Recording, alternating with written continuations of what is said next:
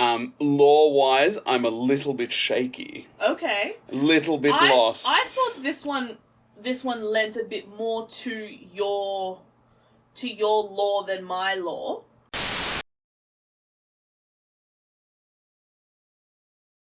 You lying in circle on your own continuum.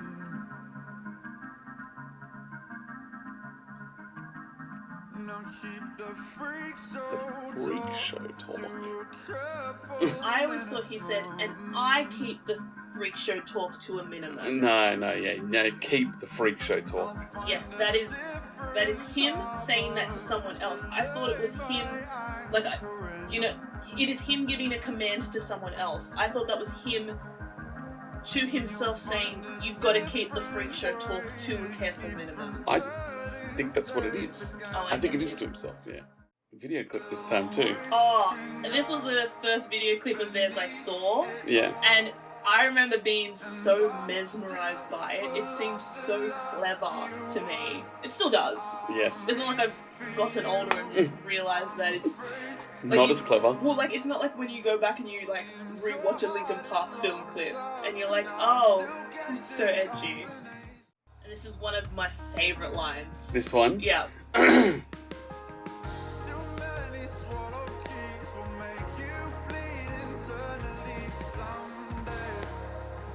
Whoa. Like, what a clever way of talking about it. Like, I think that's so clever.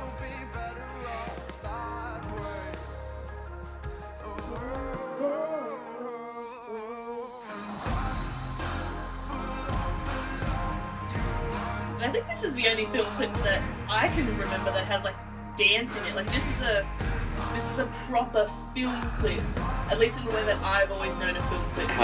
Not a rage film clip. This is what was the other? Video hits. Video hits. This is a video hits film clip. Yeah. I also really like their little cardigans. This is the best. Such a good bridge.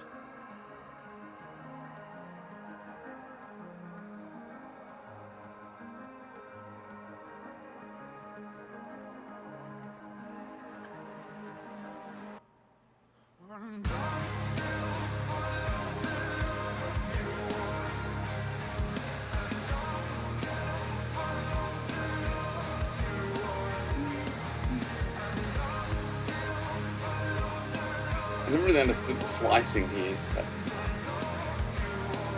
like he fights them. Yes.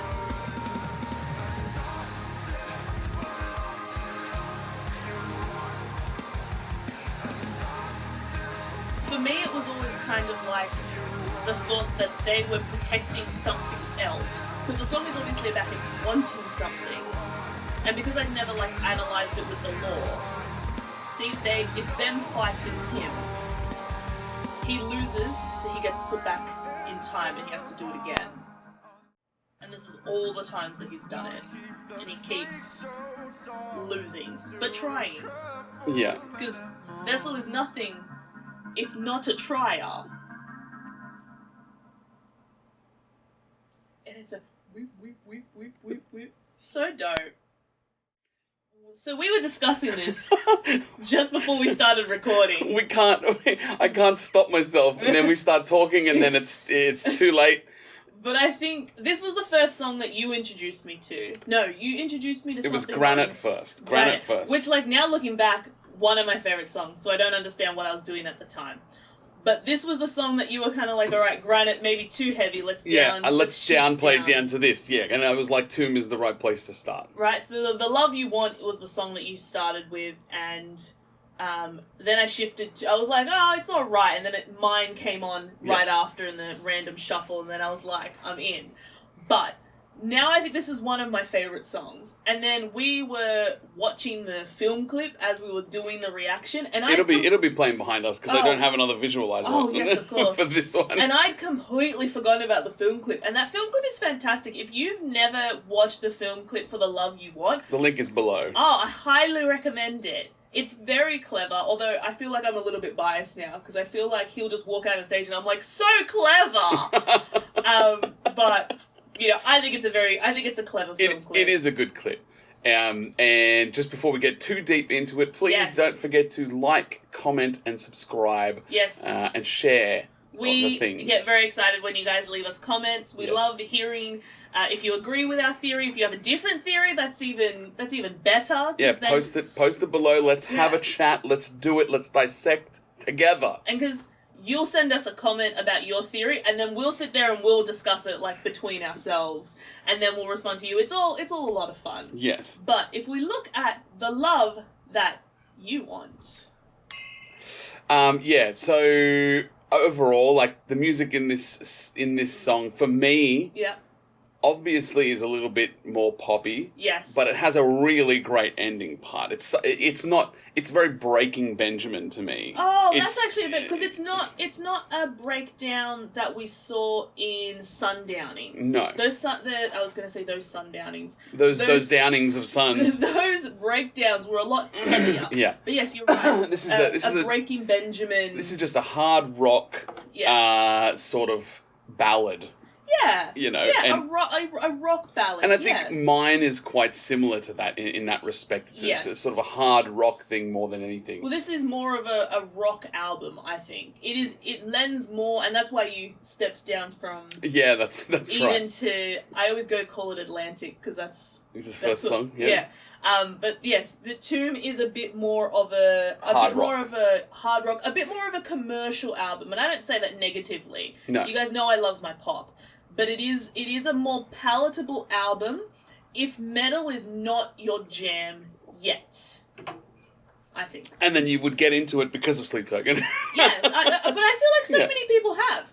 I mean, look, in general, like, Sleep Token is a very hard band to introduce to somebody because they you either show them a song and then they are interested in listening to the rest of it, Yeah. or you show them something and they're like, oh, it's just a song. Because a lot of these things they're just songs, but what makes it so deep is the lore and everything behind it. And it's quite funny because that is how you got me. Yeah. Remember? You showed me this and you showed me mine and you're like, all right, let me tell you the story. And it was when you told me the story that I was like, oh, there's a whole fictional world around this. I'm very much in. Exactly.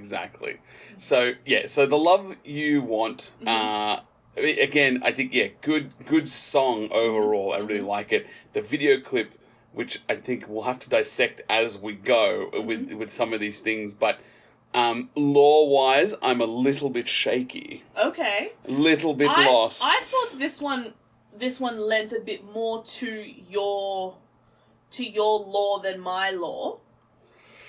Because it to me, it felt like from a your lore perspective, and like I guess a my lore perspective as well, because at this point they're not really that far apart. They're not as far apart as when we started. No. It's you lie an inch apart on your own continuum. That to me, before I kind of started this whole journey together, that always felt like it was him talking to Sleep. He is a human on his continuum, and Sleep is a god on their own continuum, a much larger continuum. Okay. You know what I mean? But from my perspective, it is him talking to the past. The past is on its own continuum. He's going forward. The past is back there. But talking to that dream state, he says, now keep the freak show talk to a careful minimum.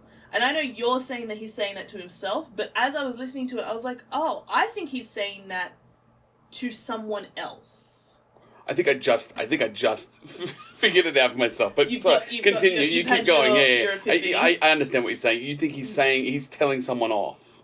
I don't know off, but maybe it feels like because it's his dreams, because they're his dreams, he is able to flex the authority that he wasn't able to do in real life. And that's what I love about these albums. That's what I love about all the albums, actually. It is this pantomime? I don't know. Someone knows what I'm trying to say. It is this vast selection of human emotions. It's not all happy and it's not all sad. Sometimes it's really desperate, sometimes it's gods. That's for sure. Yeah. So I think in this one, it feels like there is a bit more authority. It is him having an honest conversation with the past, if that makes sense. Like, maybe not, I don't think to himself of the past. I think it's like when you have an argument with someone and then you walk away and then you, like, ruminate on it and you're like, oh, but I should have said this and this and this. That's what this feels like to me. Because, and it's the seems your heart is locked up and I still get the combination wrong. Like, he's still, to me, looking back at that relationship. And if we go back to the previous thoughts that I've had, and you know them because I know you've watched them. Yes, please. Some of this you have to watch the old videos to get because the story is continuing. So yeah, it is him. Here comes Johnson. It is him looking back on a previously failed relationship and trying to make sense of that after his unaliving attempt. Sure. What was your epiphany? Yeah, classic epiphany. Classic on-air epiphany. Yeah, that's it. Okay, all right. Stay with me now. Okay. This is him working himself up to talk to Eden again. Right. After the unaliving attempt. I see. Okay? I see. So, you're doing we're very close, but you're doing your own thing. You're on your own continuum. Your own continuum. Yes. Mm-hmm. And then he's telling himself, keep the freak show talk to a minimum. Don't say something stupid. That. He's like, just be cool. Yep. Be casual. It's a careful minimum about his feelings because we've heard his wackadoo feelings for Eden in the past. And don't forget, she said it doesn't matter. Exactly. This whole thing doesn't matter. He's going to find a different harbour to lay his anchor in. So he's not, and he's not going to try to go out with her, but he's going to try to be near her. And obviously, he's still full of the love that you want. And that's do you know what? I will now jump wholeheartedly onto your theory. Because I think that is actually... That is very... And I guess it does make sense after the attempted unaliving. Exactly. He's trying to get closure for himself. There's so much... It works so well in the sense, to keep from setting sail again. So you'll find a way to, stop us from being in this relationship again, right? And then your heart is locked up and I'm always getting the combination wrong, right? All these things, it works so well for me. Or are you simply saving your love for someone I'm not? Exactly. So too many swallowed keys, which I always took as secrets. If you're hiding too many things, it's going to kill you from the inside. I always took that as going back to the seems your heart is locked up. Yeah, like the locked up and the keys, I guess secrets. You're keeping your feelings and everything bottled. I always took it as feelings. You keeping all your feelings in there. You won't let me access them, and in the end, that will make you bleed internally someday. And maybe you believe that in the end you'll be better off that way, which. So then, I'm still full of the love. I'm waking up beneath the weight of the failed relationship. And I'm still full of love you want. And I reach for you on faith alone because there's nothing left of the relationship, right? Yes. It's completely made up in his head. I'm sorry that I'm just dissecting this line by line, but it worked perfectly the minute I said.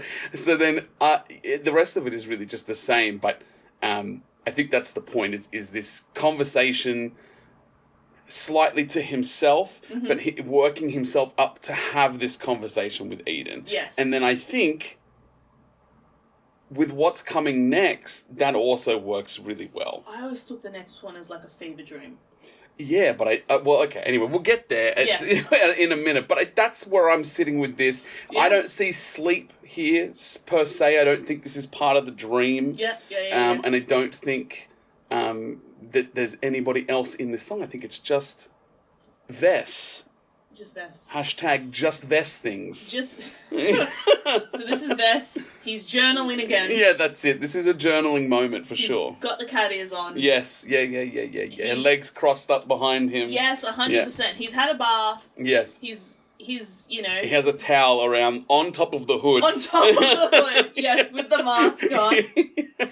And he's telling himself that it is okay to contact her. Yes, he's trying to work himself up to it. So, like, Yes. don't say stupid things. You still love this girl. I'm still full of the things that she wants, but I bet you she's going to ruin it. Yeah. Like, it's a little bit aggressive towards her, I suppose, in the sense that he's assuming... He is quite aggressive towards her. He's always quite aggressive I think he's towards her. aggressive to himself. I don't think he's aggressive to her. No, sorry, he is aggressive about her. Yes, about her for sure. Yes. For sure he is. And that's so that's what I'm saying. Like, it feels like it's almost in the same wheelhouse as God's, but just minus the anger. It's just as much desperation, though. Yes. And just as much it's self-convincing. It's not angst in this one. This isn't say that you will. No, this is nervousness and then Yes. and then when you couple that with the video clip, sorry, I did say I was gonna do that. Part of the reason was that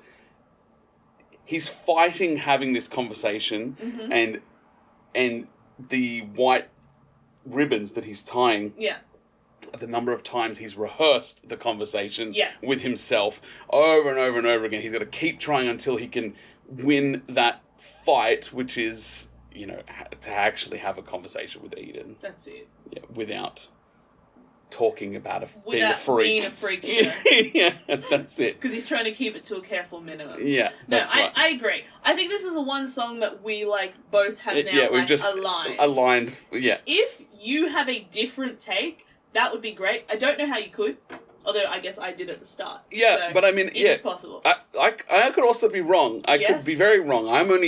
It's just that watching the clip and reading it, and I was so lost in terms of where the law fit, all of a sudden it just clicked. So that was very good. I'm happy with that. Yeah. Rankings. I think this is going to be a pretty easy one for me because this sits in the same realm as a couple of these other songs.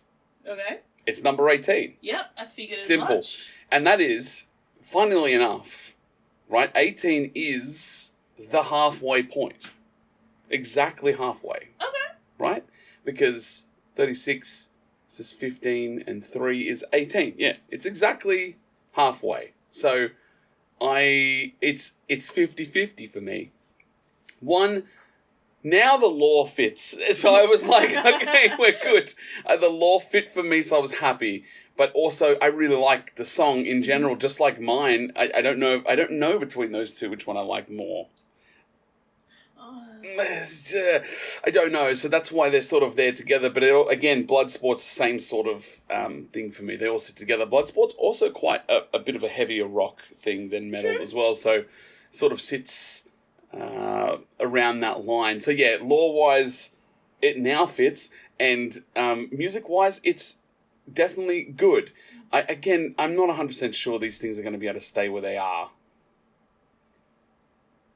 But I just have to keep shifting as we go.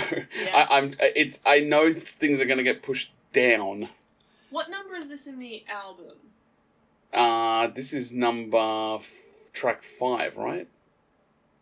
5, yeah. 5. Number 5. No, so almost halfway. That's it. Yeah. I get you. Yeah. And for me, this album is very front-loaded. Yes. With the songs that I enjoy the most. Yes, whereas Eden, I think, is the... Well, I can't even talk about Eden. So yeah, that's it for me. Really, a simple one. Good song, good law, good ranking. Good ranking. All right. For me... Yes, Johnson. I'm going to put it at number 5. Number 5. And I don't know if it'll stay there. Yep. Only because I have so much of Eden that will occupy those top spaces. But it is one of my favourite songs. I know. It fits into my lore very well. Yes. It's about the relationship of the past. A banger. A banger. More pop than metal. Definitely poppy, yeah.